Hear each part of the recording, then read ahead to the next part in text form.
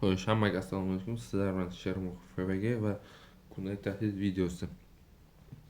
Bugun kechagi kundak tahlilni natijasi va bugun kundak tahlilni ko'rib chiqamiz. Chunki bugun menimcha haftaning oxiriga trade yo'q, ertaga ham trade qilishga urinib ko'raman. Bugun eng aktual, eng yaxshi kun deb hisoblayman. Bugun 23-aprel, chorshanba. Xo'sh, analizni boshladik. Kecha aytib o'tgan sell side'imni olgan. Kecha mana shu sell side aktualligini aytib o'tgandim. Shu sell side'ni oldi. Daily'dan boshlasa agar. Xo'sh. Daily'da faqat daily'da emas, hamma time frame'da menda mana shu Ferrolog aktual. Mana shu sell side aktual.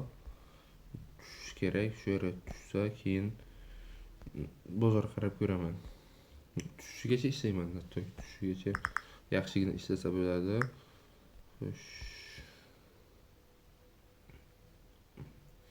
Chunki yaxshigina market maker sell model hosil qilib kelyapti. Mana bu Ferrologni hurmat qilmadi va buzib o'tdi va qaytib shu Ferrologga kelib tushyapti. Bu juda yaxshi va bundan biz foydalansak bo'ladi. Mana bu saytlarni yechgan keyingi target bizda nima ko'rinmayapti.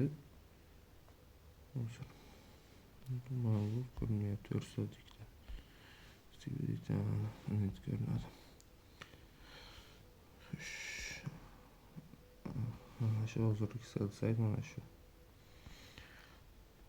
Mana shu saytni target qilib ishlasak bo'ladi. Aktualroq target. Menimcha. Shu saytga tushish kerak.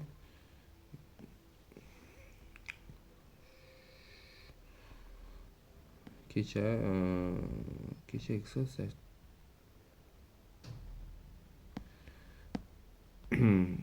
Kecha mana shu sell side target qilgan. Kecha bergan sell side qayerda edi? Topolmayapman-da.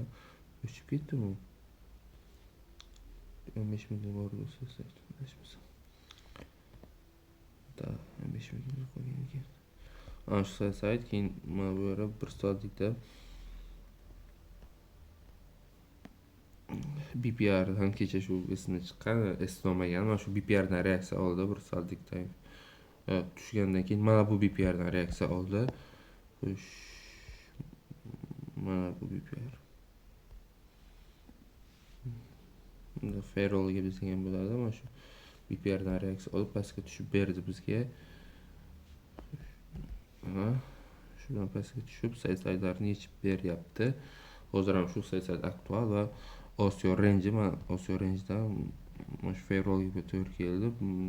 London, New York sessiyasida savdoga kirib biron narsa izlashga harakat qilib ko'raman bozordan. Hozircha shular baribir mana shu sell side aktual, mana shu sell side'ga tushishini kutaman va shunga tushishigacha ishlashga harakat qilaman. Hozir ssenariy qanaqa ssenariy kutyapman? Ssenariy. Baribir Osiyo range hayni yechsa, Osiyo range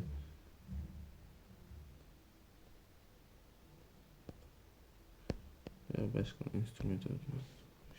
Qaysi birida mana bunisi. Osiyo range hayni olib, mana shu hayni olib, keyin chiqib, keyin pastga tushib berishiga ishlasak bu idealroq bo'ladi. Chunki bizda ko'rishimiz mumkin.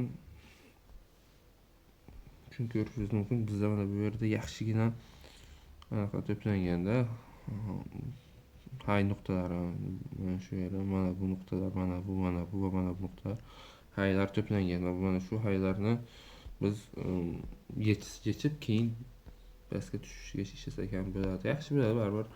Nasib qilib keyin tushishida bu juda qulay va yaxshi imkoniyat bo'ladi biz uchun. Boshqa hech narsa yo'q. Mana shu do'ngi sell side. Agar shu sell side yechsa keyin tepadagi sell side'ni yechishigacha ko'rsatib beraman. Şurada yaz şunu. Mana shu tepadagi silsayt, mana shu yetib keyin pastga tushishini ishlasak ham qarang. Tushadi, chiqadi, tushadi, keyin ferrolga keladi, keyin qaytib pastga tushishi kerak. Mana shu ssenariy bo'ladi. Shu ssenariyda ham даже biz Osio Range lowgacha ishlasak ham yoki Previous'dagi lowgacha ishlasak ham pedalagacha ishlatgan taqdirimizda bizga 1/3, 1/4 tayyor bo'ladi va bu juda yaxshi degani bozor bizga beryapti. Lekin to'g'risi bo'lgan bo'lsa esa kutmayman, kutaman. Men uchun aktual bo'lsa esa, lekin men baribir pozitsiyani uncha ko'p ushlamaslikka harakat qilaman. Agar Osio Range hayni olsa agar, men take profitimni Osio Range lowga qoldiraman. Hayni olgandan keyin pedalagacha olaman. Atak Osio Range hayni olmasa agar, olmasdan tushib bersa agar, sell-side'ni kutaman. Hozircha shular. Hozircha shular. Sog' salomat.